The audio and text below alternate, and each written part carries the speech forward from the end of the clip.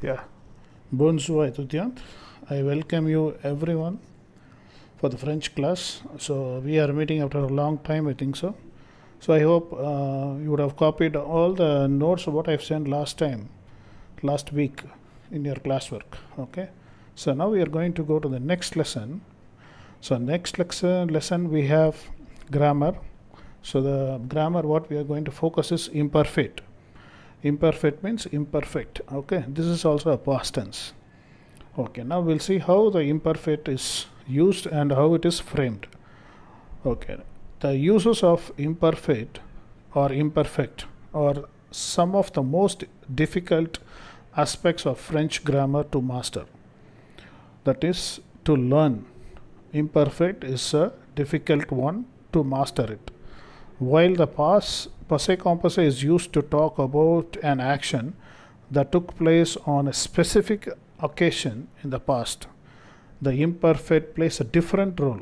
It is used to describe a state of mind and being in the past as well as continuous, repeated, or habitual past actions. That means when you use passé composé, the action is completed, that is terminated. But imperfect, even though it is past tense, it is continuous, repeated, and habitual past action, usual. To form the imperfect, take the noun form of the present tense and remove the ONS endings. That is first person plural. First person plural. That is no form of any verb. Any verb, you have to remove the endings of ONS, which gives you the stem. Then add the imperfect endings AIS, AIS, AIT, IONS, IEZ, AINT to the stem. For example, see here I have given an example parlor. So parlor, if you go to the first person plural, new form, present tense, we get parlons. So what you have to do is remove just ONS and just I have added the imperfect endings according to the subject pronoun. For je, I have added AIS.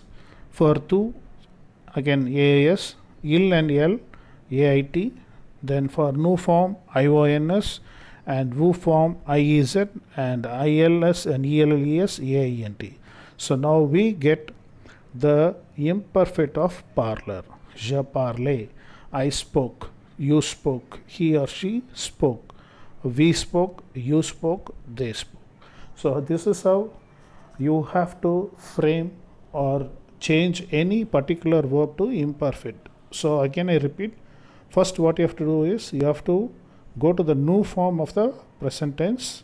You get ONS in the ending, remove the ONS and add the imperfect endings AS, AS, AIT, IONS, IEZ, AINT according to the subject pronoun.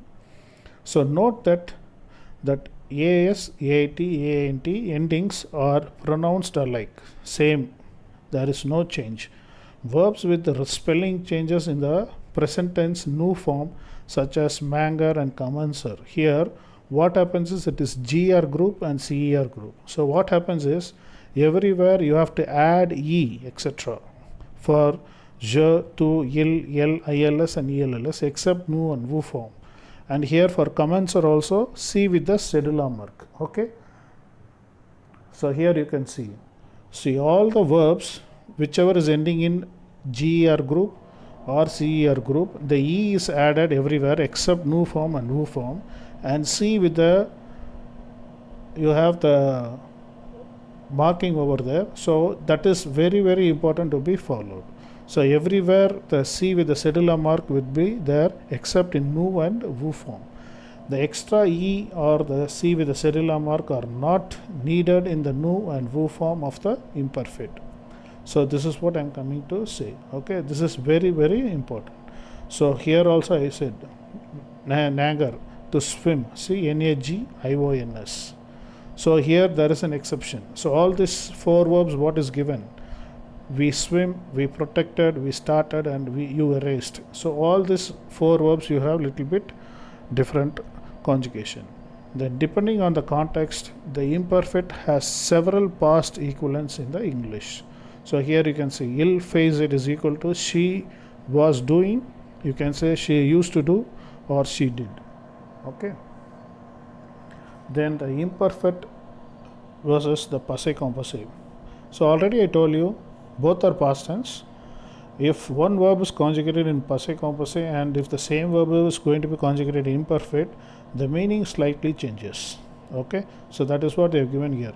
As they express a mental or physical state of being, some verbs tend to be used more often in the imperfect than in passé composé. Among these verbs, etre, avoir, penser, croire, savoir, espérer, sembler, paraître, all this, however, when they use this verb in passé composé, they may take a different meaning.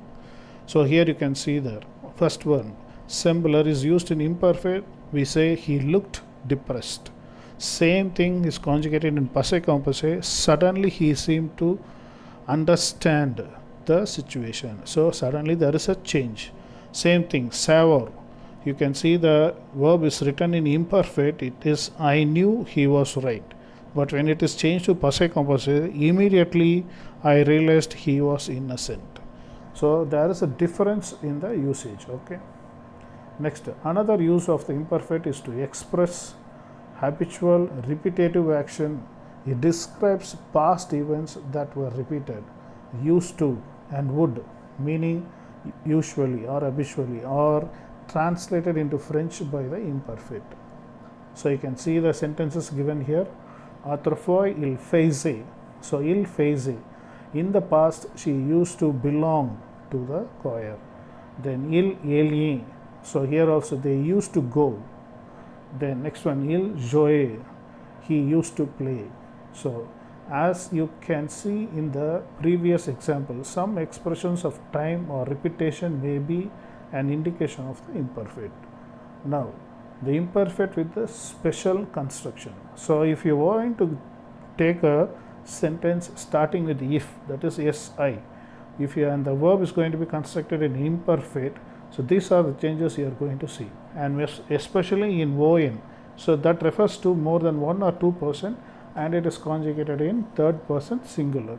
So here you can see with si plus on construction, the imperfect is used to make a suggestion or to invite someone to do something. The informal on refers to two or more people and is conjugated in the third person singular. Si en allié means what about going to France? Then si en acheter, what about buying ticket? Si en allié, nager. So what about going swimming? Then si en allié, rendre visite. What about paying a visit? So this is how it goes on. Okay. So now I think so you have come across all the aspects of imperfect, and we will be following the exercise what is given in the second lesson one by one in the next video. See you. Bye.